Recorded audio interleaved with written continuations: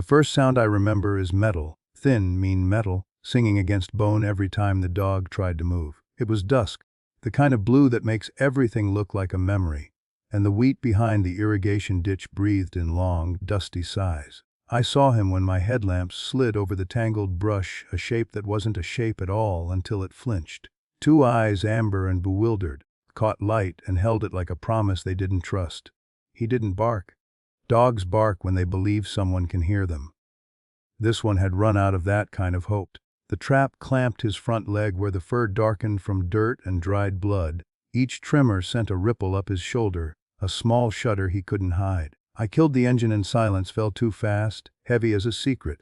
I could smell the ditch, a sour, swampy sweetness, and something else, copper and wet. Wind calmed the grass and the sky held back its last color. I spoke his name before I knew it. "Hey, buddy. The way you say a prayer you don't fully believe in yet." He lowered his head, not in submission but in a tired kind of truce. When I stepped down the bank, the ground gave a little, soft mud swallowing the edges of my boots, and the metal trap showed itself like a sin left in the open. He flinched again, and I felt that flinch travel up through the night and into my chest, like the memory of a wound I hadn't earned.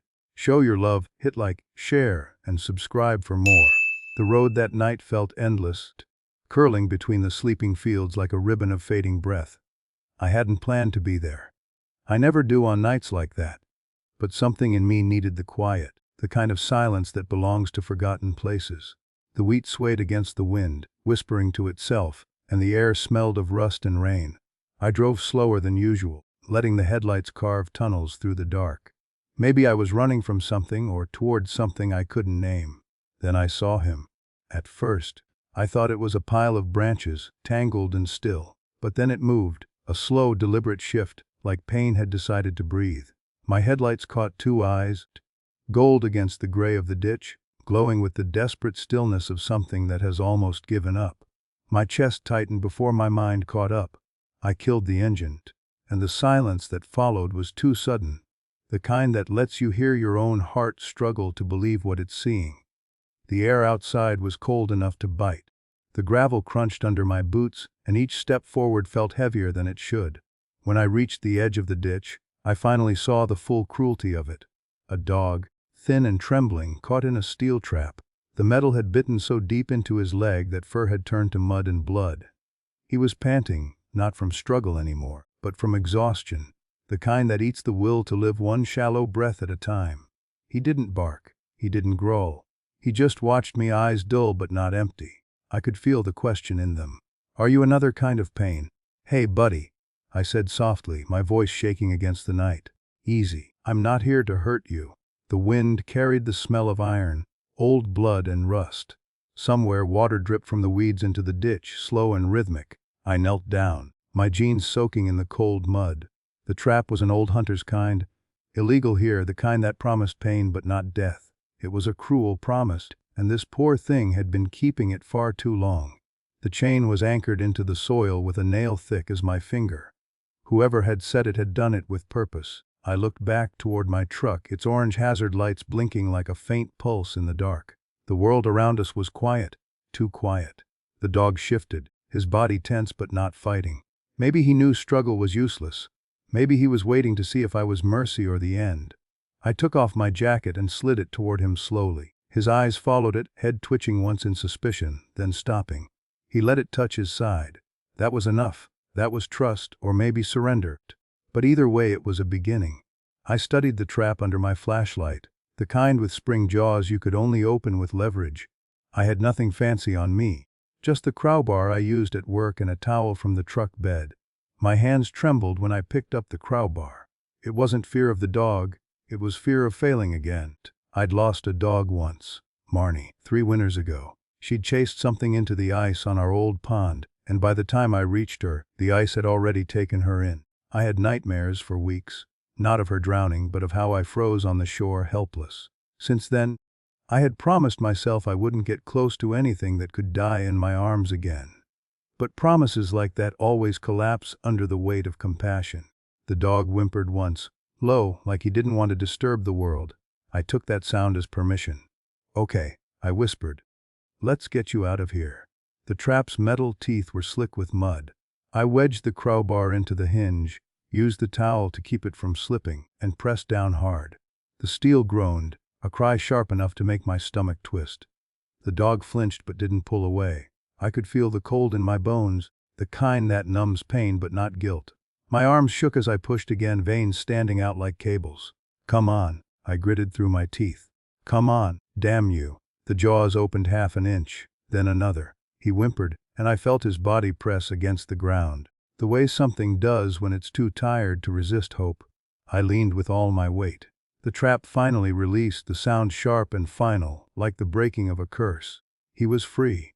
His leg fell limp into my hand, slick and trembling. I quickly wrapped it with the towel, trying to stem the bleeding. He didn't try to run. He didn't even move. His head sagged until it rested against my arm, and that simple act, that small surrender, made my throat tighten. "It's okay?" I said again, my voice breaking without permission. "You're safe now." He blinked, slow and tired, and for the first time I saw something alive in his eyes. Not joy, not yet, but recognition. A faint awareness that not all hands are cruel. The cold seeped into my knees, the mud into my skin, but I didn't care. I lifted him gently, careful of his injured leg, and cradled him against my chest. He was lighter than I expected, bones and fur and heartbeat. My jacket wrapped around him like a small shelter.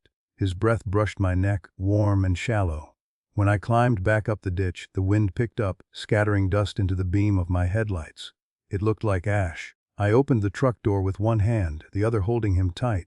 He made a small sound when I set him on the seat. Not a bark, not a cry, just a sigh, like something remembering how to trust the dark. I turned the key. The engine hummed to life, soft and steady. I glanced at him. He was watching me now, his head tilted slightly, eyes half open but alert. I saw pain there, yes, but also an ancient kind of endurance. "We'll find help," I told him. "Hold on, friend." Outside, the horizon was collapsing into night, deep, endless blue swallowing what was left of the light. And in that fading color, the world felt both fragile and forgiving. As I drove toward the distant glow of town, the sound of the road and the rhythm of his breathing became the same heartbeat. For the first time in a long while, I wasn't running from the past. I was driving straight into redemption. The highway should have felt like escape, but the cab of the truck carried the trap with us. The smell of iron, the sour pinch of old blood, the idea of it still clamped in the air. Every bump in the road made him wince, a tight shiver that ran from his shoulder to his paw, and then into me, as if pain were contagious by proximity. I pulled the wool blanket tighter around him, tucking it beneath his chest the way you bundle a child who's pretending not to be scared. He wasn't pretending. His eyes had that far-off glaze animals get when pain becomes a horizon they can't see past. Each time I glanced over, the dash lights painted him in a dim ember glow. Copper eyes, dark nose flecked with dust, one torn ear like a flag that had seen too much wind. The wipers worked without complaint, scraping a thin squeal from the windshield. Mist pushed in from the fields and smeared the distance, turned other cars into soft ghosts and the road ahead into a ribbon of damp graphite. I kept one hand on the wheel and the other near him, palm hovering above his shoulder as if touch alone could keep him tethered to the present. He smelled like ditch water and fear and something I didn't have words for. Maybe wilderness, maybe honesty. "Stay with me," I murmured, as if he'd been considering any other plan. "We're close." Close was wishful. The clinic on Maple kept the kind of hours kind people do, generous until the day is tired. My phone was dead, a stupid detail I wanted to apologize to the universe for, so all I could do was press the gas a little more, ask the truck for more kindness than it owed me, and make bargains aloud. If the light in the lobby is still on, I'll donate twice this year. If someone hears me knock, I'll fix the fence at the park. If this dog makes it through tonight, I'll stop wishing for the past to apologize and start learning how to forgive it. A siren wailed somewhere far off. Maybe an ambulance cutting across town, maybe a patrol car rolling past that same bad ditch. The sound stretched thin in the mist and then snapped.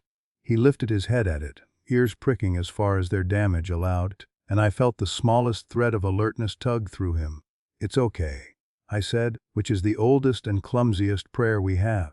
He lay back down and found my wrist with his nose, pressed a warm coin of breath there, and kept it.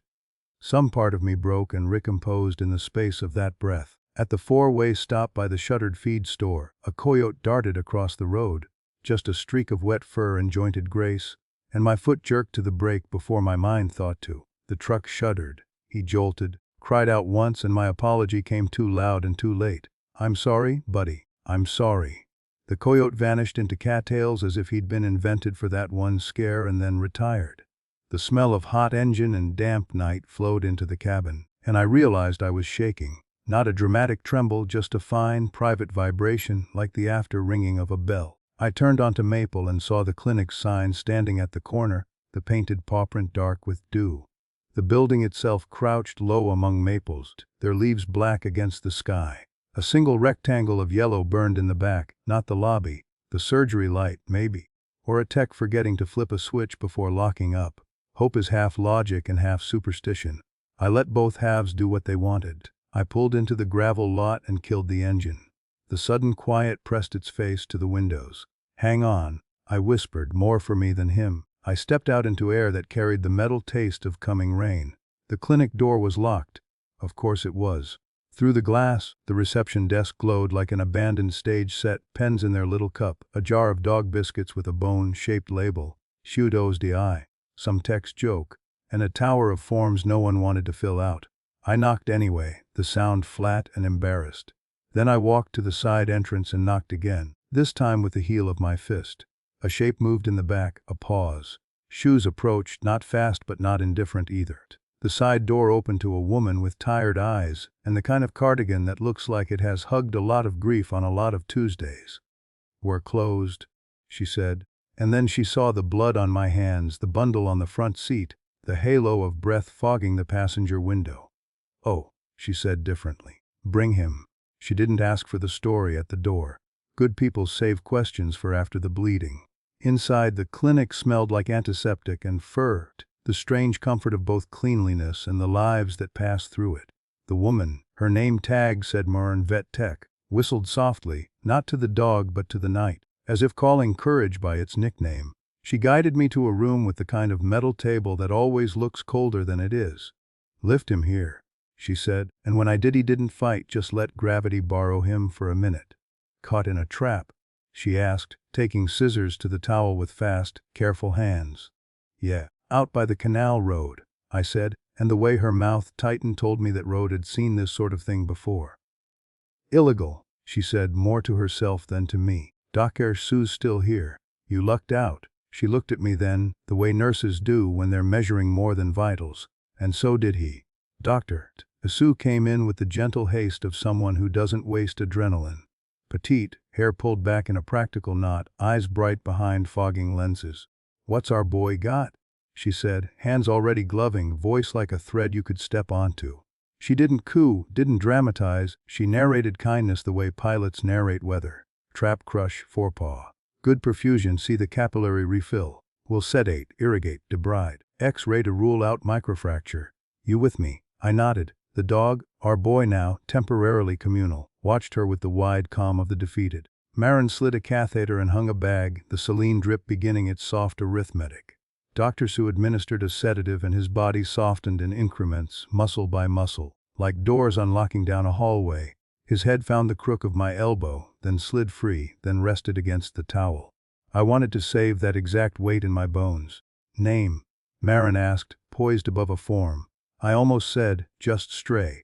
Because naming is a commitment and commitments are the kind of brave you can't take back. But scenes like this don't let cowards in. "Blue," I said, and the word felt true, already carrying the dusk inside it.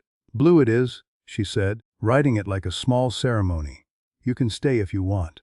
Want had nothing to do with it. I stood by while Dr. Sue flushed the wound, the water blooming rust pink into the stainless tray, twined threads of grass lifting away like old curses. She swabbed, irrigated again. Worked with a patience that didn't call attention to itself. The thin song of metal returned in memory, not sound the hinge giving, the spring complaining, the jaws unclenching like a fist that had held anger too long. I realized my jaw hurt. I'd been clenching without knowing it, carrying the trap in my own face.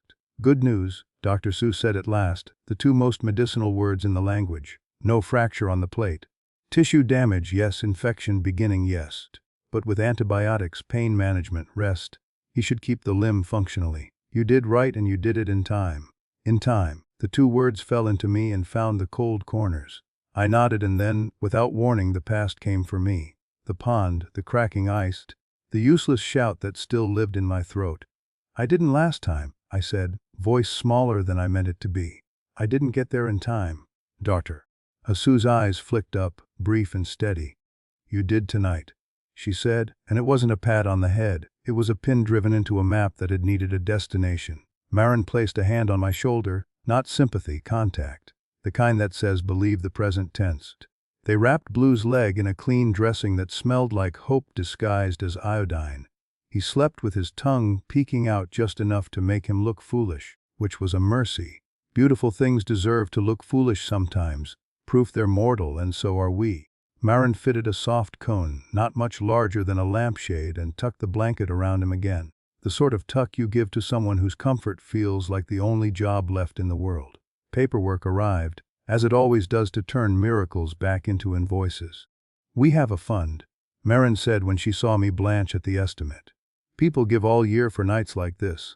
Pay what you can, when you can. Shame and gratitude wrestled a quick, awkward round inside me before gratitude won on points. I signed where I was told, the pen leaving my name in the same ink as Blue's. When they wheeled him to recovery, I followed until the door made its quiet, polite denial. Let him sleep, Dactort, Sue said. You'll take him home in the morning. He'll do better waking up to a voice he already recognizes. Outside, rain had finally decided to keep its promise. The parking lot glittered in the security light, every pebble oiled with sky. I stood in it and let myself get wet, face lifted like a plant learning faith again. Through the clinic window, I could see only shapes, the slow sway of a drip line. Marin's cardigan moving past, the unmistakable rhythm of work that is also mercy. The trap was somewhere in the truck bed, sulking among old tarps and stubborn bungee cords. For a stupid second I wanted to throw it into the field and watch it vanish. But leaving cruelty to rust in damp grass is just letting it practice on different prey. I would turn it in. I would say the road's name out loud. I would be the person who knocks on doors when it's late and inconvenient. A soft thump touched the glass. I turned. Blue, groggy and draped in the blanket, had been wheeled to a crate by the window. His eyes were slits, lazy with drugs, but he had found me somehow.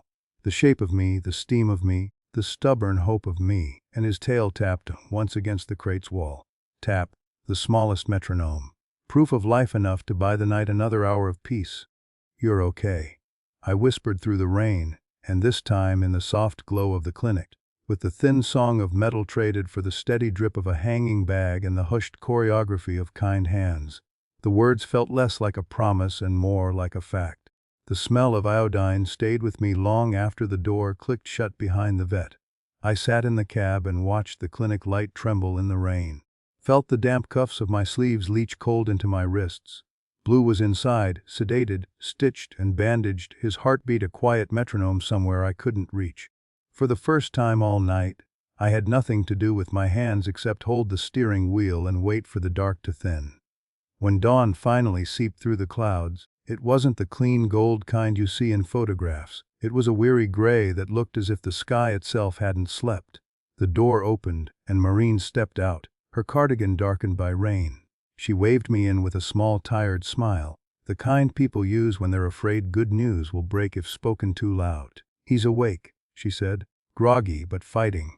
Inside the clinic smelled different, less of antiseptic, more of breath and fur. Blue lay curled on a blanket, one leg dressed in gauze, the cone gone for now. His eyes tracked me, unfocused but curious, like someone trying to remember a dream. Hey there, soldier, I murmured. The word soldier felt right. He had survived a battlefield made of traps and silence. His tail gave one uncertain tap. Dr. Sue came in, wiping her hands. He'll need antibiotics twice a day, limited movement. Keep the dressing dry, change it every 48 hours. Bring him back in a week. She paused, studying me the way people study photographs for what isn't shown. He'll walk again. Maybe limp when it rains, but he'll walk. Something unclenched in my chest. Thank you, I said, and it came out rough. Marin handed me a bottle of pills in a paper bag and a receipt folded small enough to pretend it wasn't a burden. You sure you can handle him tonight? I nodded. We'll manage. The rain had softened into a drizzle by the time I carried him out. He weighed less than my guilt but more than my strength. I laid him on the passenger seat where the blanket still held his scent, a mix of wet earth and courage. When the engine turned over, he startled, then settled, head resting against the door, eyes half closed. The town was just waking up, coffee steam in diner windows, the bakery's neon open flickering to life, a bus sighing to a stop full of children who hadn't yet learned what the world can do. Every storefront we passed seemed to look at us differently, as if aware that something small but extraordinary had happened while it slept. I spoke to him as we drove, because silence felt too much like the trap again. "You're blue," I told him. "Named after that hour we met. You remember? You probably don't." "That's okay. I do." He shifted, a low rumble escaping him. Half whine, half sigh. I chose to hear agreement. When we reached home, the porch creaked under my boots, the boards swollen from last week's storm. I lived alone in the small house my parents left me, 2 rooms, a sagging couch, the faint smell of cedar in the walls. I hadn't let anyone, or anything, belong here since Marnie died. Now, carrying this stranger over the threshold, I felt the house breathe differently, as if the air itself remembered what company was. I set him down on an old quilt near the fireplace. The fire hadn't been lit in months, but I struck a match anyway, more for ritual than warmth. Blue watched the flame rise, his reflection dancing in his eyes like he wasn't sure if it was safe to believe in light again. I warmed some broth, chicken and salt, simple things, and poured it into a shallow bowl. He sniffed, skeptical, then took one cautious lap. Another. Then the sound of steady licking filled the room, small and holy. I realized I was smiling without meaning to. When he finished, he tried to stand. The bandaged paw trembled, his body wobbled. I steadied him with a hand under his chest. He looked up, our faces inches apart. In that gaze was an entire conversation I heard. "You stayed. Maybe that means something." He lay back down, sighing the way old men do after long days, and within minutes sleep folded over him like a blanket. I sat nearby, not daring to move. Outside, the rain lightened into mist. The fire crackled softly, the sound of wood remembering trees. For hours I watched the rise and fall of his breathing, the rhythm pulling me toward something I hadn't felt since before loss had carved its space in me. Peace, fragile and unfamiliar. When he twitched in his sleep, chasing some phantom in a better dream, I whispered nonsense to calm him. "It's okay, Blue. You're safe." But even as I said it, I knew safety was a borrowed word. The world had traps hidden in all its corners, some made of steel, some of memory. What mattered was not avoiding them, but finding someone who would pry the jaws open when you fell in. The fire burned low. I dozed in the chair, head lolling, the kind of half-sleep that smells of smoke and relief. Somewhere in that liminal space between waking and dreaming, I felt a touch on my boot, a paw, tentative, testing. Blue had shifted closer, his uninjured leg reaching toward the sound of my breathing. It wasn't much, just contact. But it was everything. Morning widened fully. Light crept along the floorboards, revealing dust that looked like glitter. Scars on the wood that told their own history of dropped tools and restless nights. Blue blinked awake and followed the light with his nose, tail giving one shy wag. I opened the window. The air smelled new rinsed. Birds argued in the maple outside. The world, so cruel 12 hours ago, had remembered how to sing. I turned to him. "We made it," I said. He tilted his head, ears uneven, expression somewhere between confusion and faith. For the first time in years, I believed my own words. The clinic smelled of antiseptic, but beneath that there was another scent, the unmistakable one that follows relief: warm fur, the faint sweetness of sleep. Morning poured through the frosted windows like thin milk, and I could see dust motes floating through it, rising and falling in slow rhythm, as if the room itself was breathing. Blue lay on a padded table under a heat lamp, his body wrapped in gauze and quiet. I'd barely slept, but exhaustion had turned gentle. I wasn't tired the way I used to be. Tired of the world, tired of its breaking things. I was just still. The kind of stillness you feel after a storm passes, when every sound in the world seems smaller because you're still listening for thunder. Dr. Sue came in wearing the same steady calm she always did. She moved like someone who has spent her whole life in the presence of pain but never grown callous to it. "He's holding stable," she said, glancing at the monitor that blinked in small, green confidence. "Pain managed, appetite returning. He'll be slow for a while, but he's a tough one." I nodded, eyes fixed on Blue. He twitched once in his sleep, a small, involuntary jerk that looked like the echo of running. Maybe dreams heal faster than the body. Hisu leaned against the counter, arms folded. You did the hard part, she said. I shook my head. No, you did. She smiled a slow, patient smile. No one gets here without someone willing to bleed a little first. It was the kind of sentence that lands somewhere deep and then stays there. Marin entered a moment later, holding a tray with a cup of water and some bandages. Her cardigan sleeves were rolled up, her hair in a loose braid that had come undone halfway through the morning. She looked at me with the faint amusement of someone who knows I hadn't left the clinic all night. You might want to eat something, she said. The vending machine downstairs has sandwiches that almost count as food. I smiled. I'll pass. He hasn't eaten yet either. Marin nodded. He will. Trust takes longer than hunger. That sentence joined Dr. Seuss in the place inside me where truths go to hum. Blue stirred, opening his eyes just enough to meet mine. The pupils were wide, unfocused at first, then steady. He tried to lift his head and failed. I reached out and laid a hand on his shoulder, firm but soft. It's okay, buddy, I whispered. You don't have to prove anything. His breathing slowed. He blinked once, twice, then let his head fall back onto the blanket. The heat lamp glowed over his fur, turning the brown patches to amber. Marin checked the IV line and changed the dressing with practiced hands. She didn't speak, and neither did I. The only sounds were the soft rustle of gauze, the rhythmic hiss of the oxygen, and the slow tap of rain against the window. When she finished, she placed a hand over his chest, not pressing, just feeling the heartbeat beneath. Strong, she said simply. I wanted to say something profound, but all I managed was, yeah. Hours passed in the unspoken language of care. A vet assistant came in to sweep the floor. A phone rang once at the front desk, then stopped. Somewhere, a radio played faintly, a love song in a language none of us understood but somehow fit the morning. The world outside the window was waking up. Cars rolled past on wet asphalt, their tires whispering through puddles. People hurried to work, unaware that in this quiet room a small miracle was happening. A dog who should have died was learning how to breathe again. Dr. Sue came by once more before her shift ended. She scribbled notes on the clipboard, then looked up. If he keeps improving, he can go home tonight. But only if you promise to keep him calm. No running, no stairs. Home. I repeated the word, feeling its shape in my mouth. It had sounded empty for years, like a building without furniture. Now, somehow it meant something again. Yeah, I said. We'll go home.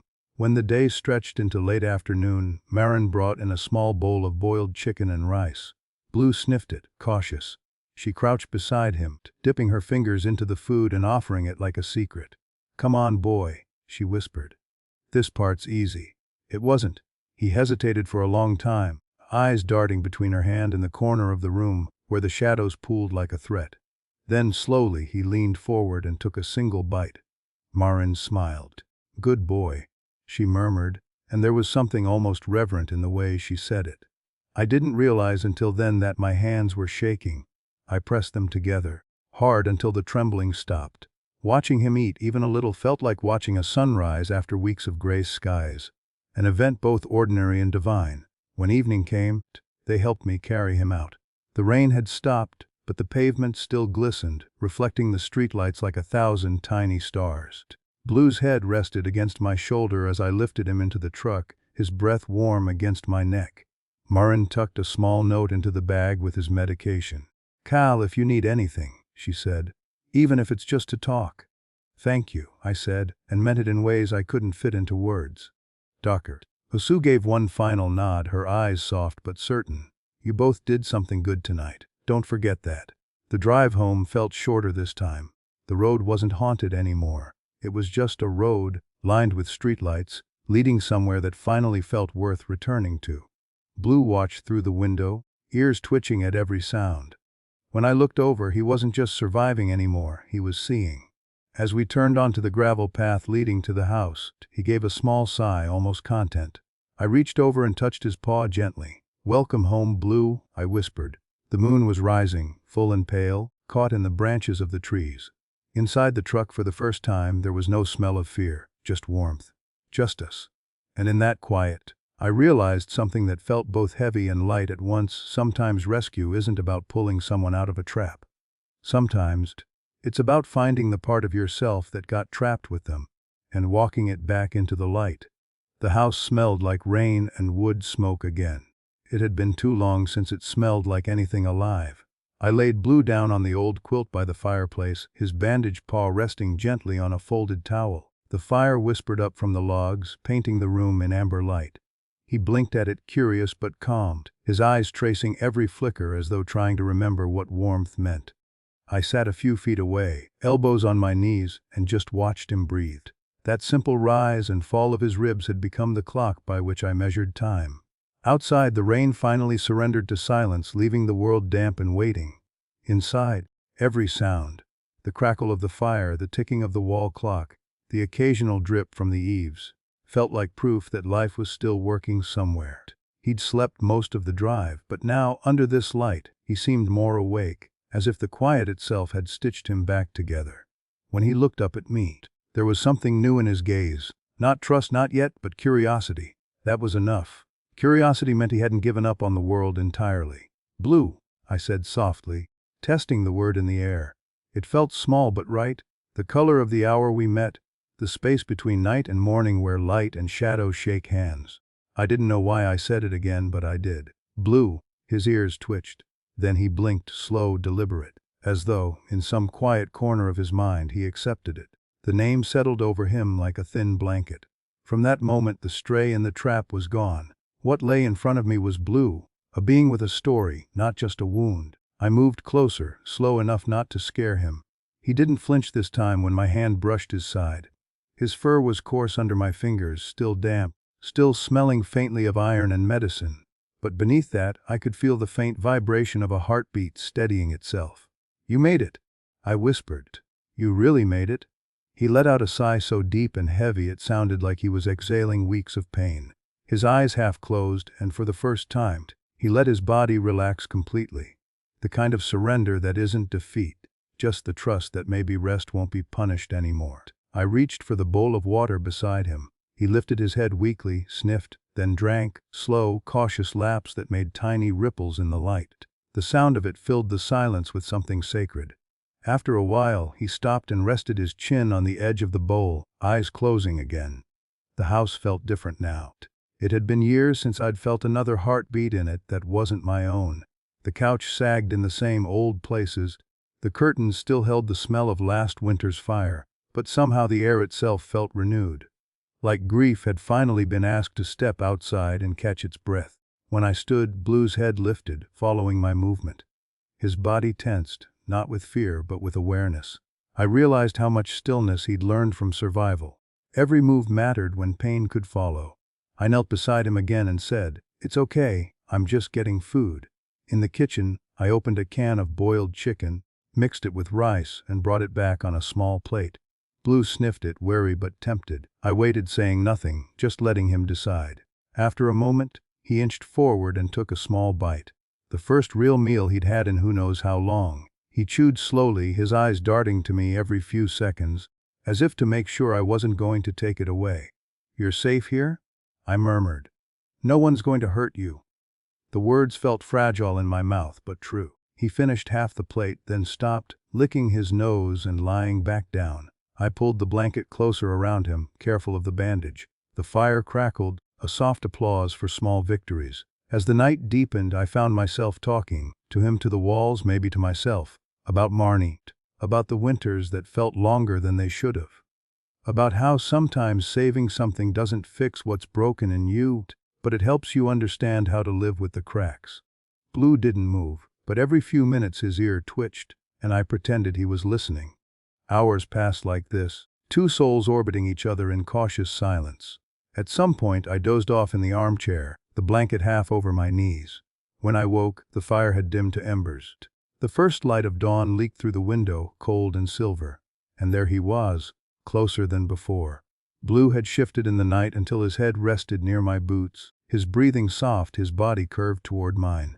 Something inside me, something that had been locked since the ice took Marnie, finally cracked open. I reached down and brushed his ear with my fingertips. He didn't stir. That tiny act of trust felt like forgiveness. By the time the sun had fully climbed, Blue was sitting up, awkwardly but with purpose. He looked out the window as birds flitted past, tail giving a single wag. I followed his gaze and saw the world as he might wide, full of scent and light and noise, terrifying but alive. You want to see it again, don't you? I said. The outside? He looked at me, head tilted, eyes brighter now. I laughed quietly. All right, just for a minute. I opened the front door and the morning air swept in. Fresh, cool, carrying the smell of wet soil and wildflowers. Blue hesitated, nostrils flaring, then stepped forward carefully, one paw then the next. The sunlight hit his fur, and for the first time, he looked less like a survivor and more like himself. He stood there, face to the wind, as though testing the world's new shape. And I stood behind him, realizing something profound. The rescue wasn't a single moment in a ditch. It was every moment after, every breath that refused to give the darkness back. When he turned his head toward me, the light caught his eyes just right, and they shimmered with that same blue I'd seen in the hour we met. I smiled. Yeah, I said quietly. Blue suits you. He wagged his tail once, the motion clumsy but honest, and limped closer until his shoulder brushed against my leg. I placed a hand on his back, and we stood there, man and dog, scar and scar, watching the sky begin again. The world hadn't changed, but we had, and for the first time in years that was enough. Morning began softly now. No alarm clock, no phone, just the quiet shuffle of paws on wood and the sigh of wind slipping through the eaves. The house had learned to breathe again, and so had I. Every sunrise was slower, more deliberate, like the world had finally decided to stop rushing. Blue's recovery had turned our days into a rhythm of patience. Antibiotics, clean bandages, slow walks to the porch and back. The world outside waited, but we stayed in this small orbit of healing. A man, a dog, and the simple science of time. I'd wake to find him curled near the foot of the couch, one ear crooked, his eyes half open like he never fully surrendered to sleep. He was learning to trust rest, to believe that stillness didn't mean danger. I'd step carefully so the creak of the floor wouldn't startle him. Sometimes he'd lift his head, nose twitching, tail thumping once against the floor in quiet greeting. Morning, Blue, I'd say, and that was enough. Some mornings he'd nudge my hand as if to say it back. The wound healed slower than I wanted but faster than I feared. Each time I changed the bandage he'd tense at first, but when I whispered, "Easy," his muscles softened. The scar that formed was pale and stubborn, an imperfect line, the body's version of forgiveness. Outside, spring was gathering itself. The air smelled faintly of wet earth and jasmine from the neighbor's fence. Birds had returned to the maple, their chatter filling the space where silence used to live. We took small steps down the porch stairs, the boards groaning beneath us, Blue hobbling on 3 legs but determined. He'd pause at the bottom, sniff the grass, and stare out toward the trees like he remembered something from before the trap. Something wild, unfinished, calling faintly from the edges of his memory. "You'll run again," I'd whisper. "Maybe not today, but soon." He'd glance up at me, eyes calm but full of something I couldn't name. Maybe hope, maybe disbelief. The quiet of our mornings became its own kind of therapy. I learned how to move slower, how to listen again. The kettle whistling, the click of a cup against the counter, the way sunlight shifted across the table. All of it began to mean something again. The weight of grief that had once sat heavy in the corners of the room started to lift, replaced by something quieter, gentler presence. Sometimes I'd catch myself talking to him like an old friend. "You know," I said one morning while tying his bandage, "I think we both needed saving." He didn't move, just watched me with that steady, knowing gaze. Maybe he understood, maybe he didn't need to. His tail gave one slow wag, and that was all the answer I needed. At night, I'd light a single lamp and read aloud, old poetry books, scraps of stories I'd never finished. He'd listen, or maybe just like the sound of my voice. When I'd stop reading, the silence afterward felt different, not empty, but whole, the kind of silence you get when something broken starts to mend. One evening, a storm rolled in. The sky folded into itself, thunder grumbling somewhere beyond the fields. The sound made Blue flinch. He tried to hide under the table, body low, eyes wide, with an old fear that pain had taught him. I knelt beside him, my hand resting on his back. "It's all right, buddy," I said, keeping my voice low and even. "It's just noise. Just the sky talking." He trembled, breath fast and shallow, but he didn't run. I stayed there with him, matching my breaths to his until the thunder softened and the rain began its steady drumming against the roof. Only then did he lift his head and press it against my knee. That small act, seeking comfort instead of escape, was its own kind of victory. The storm passed, leaving the world rinsed and shining. The next morning Blue sat by the open door, nose lifted to the breeze. The sunlight caught on his scar, turning it silver. Scars, I realized, are not the end of a story. They're the proof it continued. When we walked that day, we went a little farther. Down the gravel path, past the fence, toward the hill that overlooked the road. The same road where I'd found him. He paused halfway up, his paw hesitating in the grass. I could see the memory flicker across his face. The fear, the pain, the ditch, the trap. But then he looked at me. I nodded, just once. "You're here now?" I said. He stepped forward. One limp stride.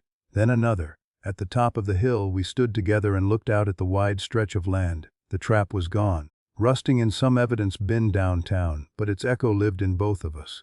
And yet here we were, breathing the same open air it once tried to take. The wind brushed through the grass. Blue closed his eyes, tail swaying slowly. When he turned toward me, something had changed. The fear wasn't gone, but it had learned its place. Small now, tucked behind the stronger thing growing in its shadow, trust.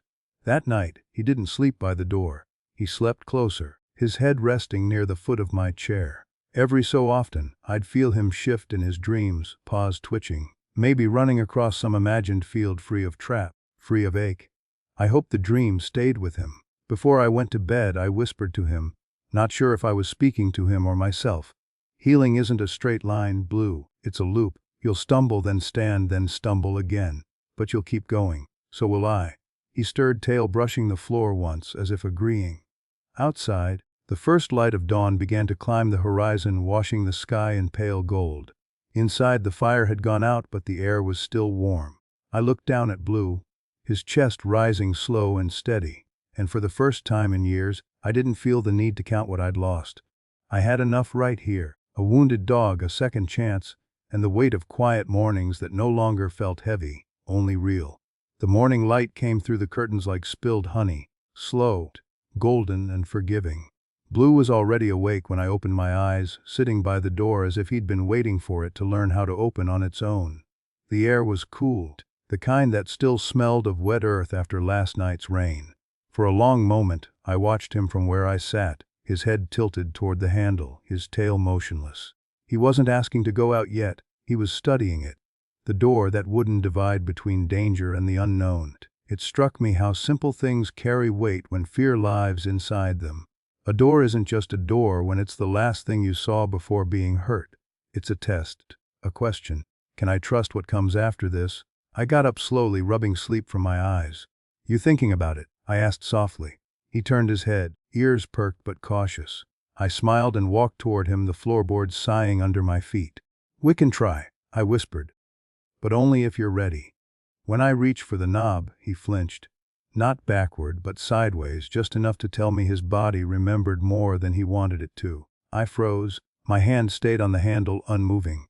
"Easy," I said, my voice no louder than the creak of wood. "Nothing bad on the other side, just air." I cracked the door open an inch. A thin shaft of morning sunlight sliced through the gap, dust motes glittering like tiny stars. Blue lifted his nose, sniffing the new air. The wet scent of grass, a hint of smoke from a far-off chimney, the song of birds building nests somewhere unseen. His tail flicked once, a hesitant punctuation mark in the quiet. "Go on," I whispered. "It's yours too." He didn't move at first, then, one paw forward, another. The light kissed his fur as he stepped through, slow and careful, until half his body stood in the doorway and half inside. The threshold held him there, as if the world was asking him to choose. Finally, he crossed it completely and stood on the porch. The air changed when he did. He looked around, eyes darting from the trees to the grass to the dirt path. No trap, no metal, no sound of snapping jaws. Just wind, soft and endless. I stepped beside him, my shoulder near his, saying nothing. Sometimes silence is the only thing language can't ruin. He sniffed at the ground, then at my shoe, then looked back toward the door, his safe place, like a child making sure home hadn't disappeared. I knelt beside him, resting a hand lightly on his back. "You did it," I said. "You opened the world again." From that day on, the door became our teacher. Each morning, Blue would sit by it waiting, not impatiently, not fearfully, just waiting. The first few times I'd have to coax him out with soft words and patience. But by the end of the week, he'd nudge the door with his nose himself, as if reminding me that freedom was a daily ritual, not a destination. We began our walks, short, slow, deliberate. At first, only to the edge of the porch, then to the gravel path, then to the field beyond the old maple. His limp was still there, but it didn't own him anymore. The wind ruffled his fur and the sunlight fell on him like a blessing. He would stop often to listen, ears twitching at every new sound. The rustle of grass, the murmur of doves, even the low hum of passing cars. All of it was new again. Neighbors started to notice. An old man from the next house, Mr. Reilly, waved one morning. "That the dog from the rescue?" he asked. "Yeah," I said, scratching Blue behind the ear. "Getting stronger every day." Reilly smiled. "Good. Looks like he's got stories to tell." I looked down at Blue. "Yeah," I said, "he does." That evening, as the sun slipped low and painted everything in shades of amber, I left the door open longer than usual. Blue lay on the rug just inside, his body stretched toward the open frame but not crossing it. I realized what he was doing. Learning that an open door doesn't always mean someone's leaving. Sometimes, it just means the world is welcome. Over the next few weeks, our house filled with small victories. Blue started sleeping closer to the couch instead of the corner. He began wagging his tail when I came home from errands. He even barked once, a rough, uncertain sound that startled us both before turning into laughter. He'd follow me from room to room, padding softly behind like a shadow that had decided to trust the light again. At night, when I read by the lamp, he'd rest his chin on my foot, sighing contentedly. It was the kind of companionship that doesn't need words, only the steady rhythm of shared quiet. But one afternoon, I made a mistake. I left the front door open while carrying groceries from the truck. A loud truck backfired down the street, sharp, sudden, cruel. The sound split the air like a gunshot. Blue bolted. My heart crashed against my ribs as I dropped everything. "Blue," I yelled, running out into the yard. He'd made it halfway down the drive before stopping, body stiff, eyes wide, caught between flight and memory. For a moment I thought I'd lost him, to fear, to the past. Then I called again, softer this time. "It's okay, come home." The word home hung there, trembling, and something in him recognized it. He turned, slow, hesitant, and limped back toward me. When he reached the porch, he pressed his head against my leg, trembling, not from cold but from memory. I dropped to my knees and wrapped my arms around him, feeling his heart pounding against mine. "It's okay," I whispered. "Doors can open. Noise can fade. You're safe." That night, he wouldn't leave my side. He slept with his paw resting against my hand, as if afraid I'd vanish too. I didn't move, not once. Sometimes, healing isn't comfort, it's endurance. The next morning, when I opened the door again, I half expected him to hide. But he didn't. He walked up to it himself, sniffed, and then looked at me as if to say, "Let's try again." And so we did. We stood there in the light, the same place where fear once held him hostage, and I realized something profound. Trust doesn't return in grand gestures. It comes back in inches. In the slow learning of doors, in the courage to step into sunlight even when your body remembers the dark. Blue took one step forward, then another, until he was outside again, tail rising just enough to catch the breeze.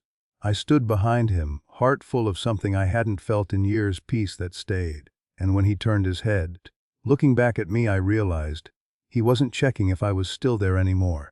He was just making sure I was coming too. It came without warning. Storms rarely ask permission. The day had started soft, sunlight folding across the kitchen table, Blue asleep on the rug, paws twitching in some harmless dream. By afternoon, the sky began to bruise. Clouds thickened like thoughts you try not to think, rolling slow and heavy until they swallowed the sun whole. I'd seen storms before, but that day the air felt different. Dense, humming, like it carried memory instead of rain. Blue noticed it before I did. He always did. His head lifted first, ears stiffening, nostrils flaring toward the window. I heard the first low growl of thunder a few seconds later, a long, dragging sound that rolled through the hills like something waking up angry. "It's all right," I said automatically, even though we both knew the sky wasn't listening. He rose to his feet, tail tucked low. His body language changed with the wind, the soft animal calm replaced by an old, buried panic. The trap lived somewhere inside him still. Storms had a way of finding it. I closed the windows as the wind picked up, branches scratching against the panes. Rain began to fall in slanted sheets, hard enough to make the roof creak. He paced, circling the rug, breathing fast. "Hey," I whispered, crouching down to his level, "you're safe here." I reached out, but he flinched before my hand even landed on his fur. Not out of mistrust for me, but for what sound and air could turn into. He was back there again. In the ditch, the trapped, the noise, the helplessness. The thunder cracked, sharper this time. He bolted into the hallway, nails skidding across the floor, body colliding with the wall before disappearing under the table. I followed slowly, careful not to make sudden movements. "Blue," I said softly. "It's just rain, buddy. Remember, we've done this before." He was trembling, pressed into the corner, eyes wide and glassy. His breath came in short bursts, the sound of survival rehearsed too many times. I sat on the floor, leaning against the wall a few feet away. I didn't touch him, didn't force comfort. Sometimes the best way to heal fear is to let it exist without apology. Outside, the storm gathered strength. The trees bent under the weight of the wind, the gutters overflowed, and lightning sketched nervous veins across the sky. The power flickered, then held. I waited with him, breathing slow, steady. Every time thunder hit, I whispered, "Still here." Minutes stretched into an hour. The world outside our little house was chaos, but in that narrow hallway, time had its own pace. I started humming, not a song, not really. Just sound, low and steady, like something to anchor us both. Eventually he lifted his head, eyes still wary but softer now. "Yeah," I said. "There you are." I reached out again, slower this time, hand open, palm up. He sniffed it, hesitant, then pressed his nose into it. Just for a moment. That moment was everything. His body trembled less. He shifted, then leaned closer, pressing his shoulder against my knee. Together, we listened to the rain hammer the roof and waited for the thunder to spend itself. After a while, the edges of the storm began to dull. The lightning moved farther away, and the wind lost its anger.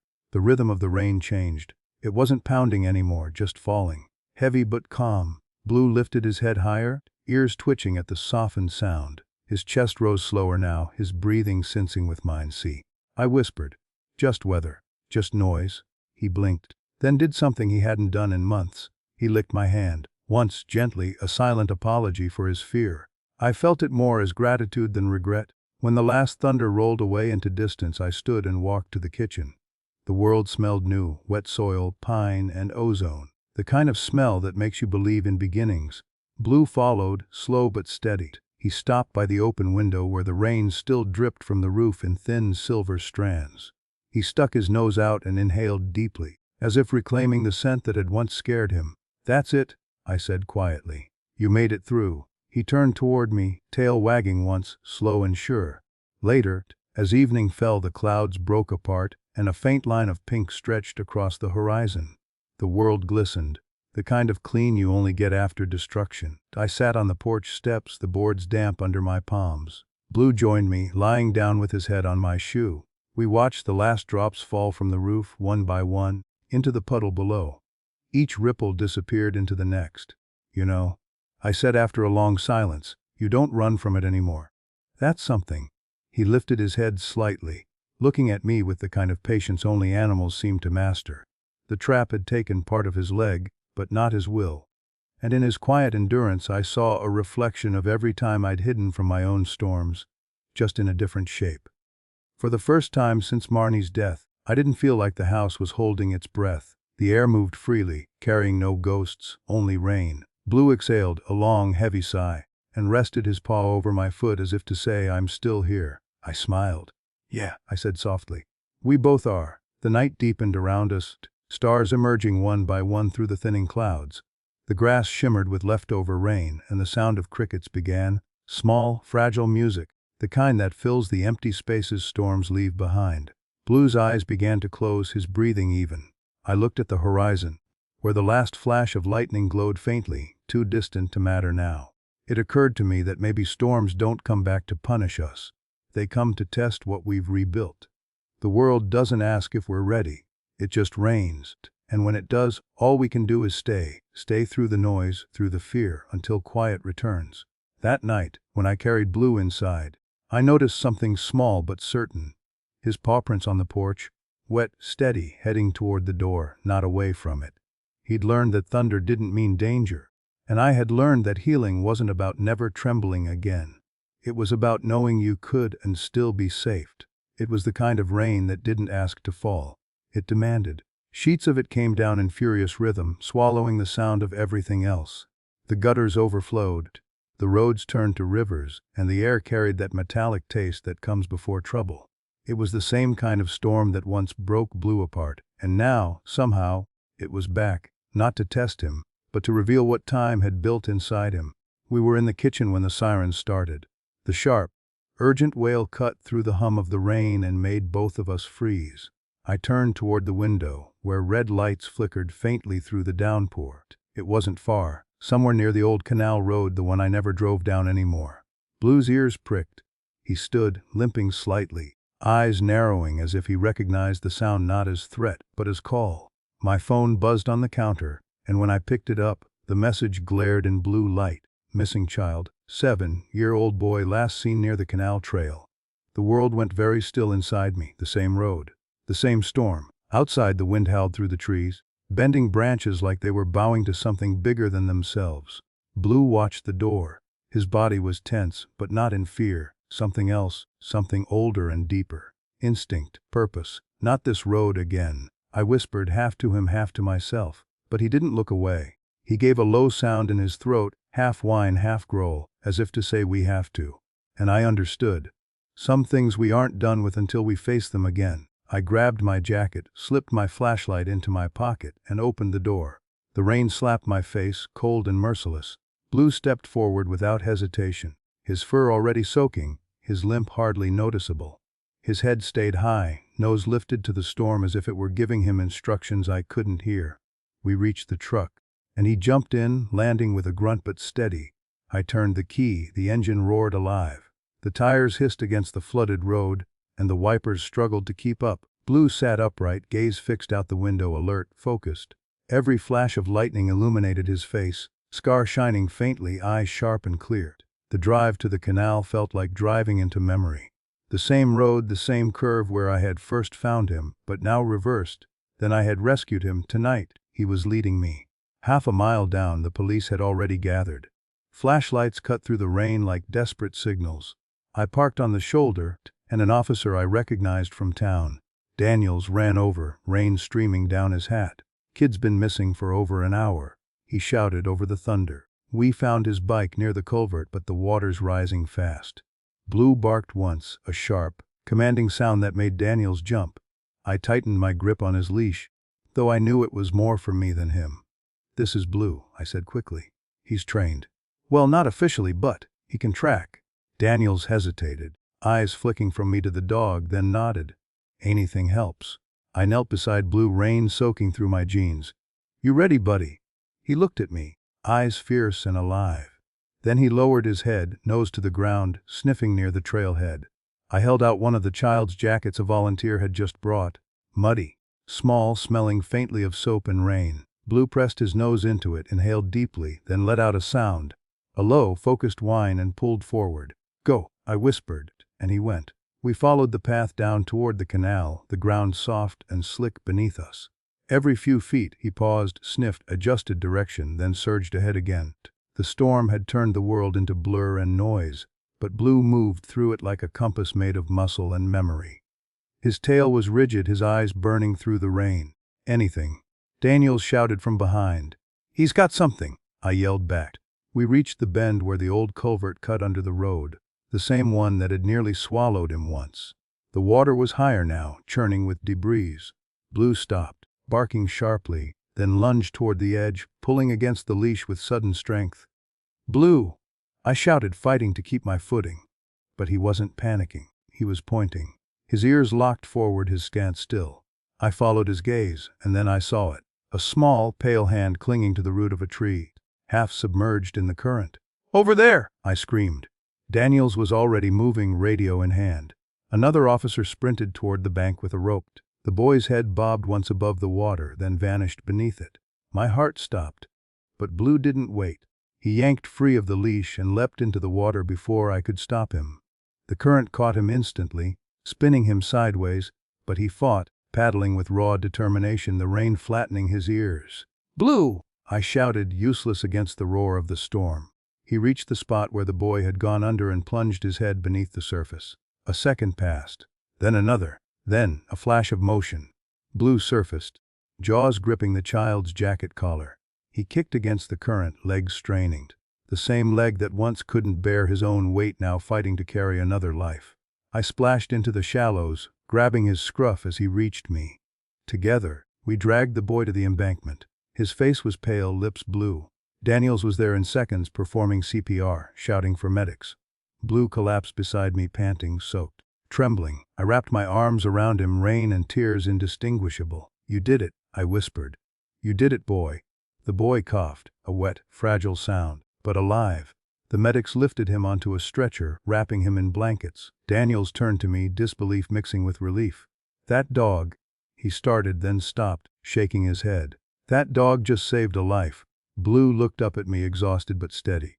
In his eyes was the reflection of the rescue lights, the same lights that had once terrified him, now glowing like badges of honor. As the medics drove off, the rain began to slow. The storm had finally spent itself. The world went quiet again, but not the same kind of quiet it used to be. This one was full, filled with breath, heartbeat, gratitude. I knelt beside Blue and pressed my forehead against his. His fur smelled of river water and redemption. The trapped became the rescuer. I murmured, "You turned your pain into light." He licked my chin once, then laid his head on my lap. His body trembled, but not from fear, from the weight of purpose. When we drove home later that night, the road glistened under the headlights. The same cursed road, now rewritten. The ditch where I once found him passed by my window like a ghost waving goodbye. In the passenger seat, Blue slept, chest rising and falling in calm rhythm. Outside, the rain thinned to mist. The storm had given us back more than it took. And for the first time since that night, the road didn't feel haunted anymore. It felt holy. The next morning was softer than silence. Sunlight slipped through the clouds in golden ribbons, touching the wet earth where the storm had finally made peace. The air smelled of forgiveness, that mix of rain, soil, and something unspoken that only comes after survival. Blue lay curled beside the fireplace, his fur still faintly damp, breathing steady. Every rise and fall of his chest was proof that the world could be cruel and kind in the same heartbeat. His eyes opened when I knelt beside him, and in them, I saw no trace of the trapped, broken creature from that night in the ditch. Only calm. Only understanding. "You did it," I whispered, stroking the side of his neck. "You saved a life." He lifted his head slightly, as if the words were unnecessary, as if he already knew. The world outside was drying, the puddles shrinking into reflections of light. I stood at the door, opened it wide, and let the breeze wander in. Blue rose, slow but certain, and limped to my side. For a long moment, we stood together on the threshold, the same line that once divided his fear from his freedom. He looked out toward the road, the fields beyond, the horizon washed clean by the storm. Then he did something simple, something beautiful. He lifted his nose to the wind. It was instinct, yes, but it was also faith. He wasn't searching for danger anymore, he was reading the air, feeling the pulse of the world and trusting it. His tail moved once, a soft rhythm that said everything words couldn't. And I understood then rescue is never one-sided. I hadn't just saved him from that trap, he'd pulled me from my own, the quiet kind made of grief, guilt, and years spent hiding from the living. We stepped out together, the sunlight warm on our backs. The road stretched ahead, familiar yet new. Somewhere a child was laughing, a sound light enough to break the last bit of weight still hanging in the air. I looked down at Blue. "Where to now?" I asked. He didn't look back. He just pointed his nose toward the wind, and together we followed it.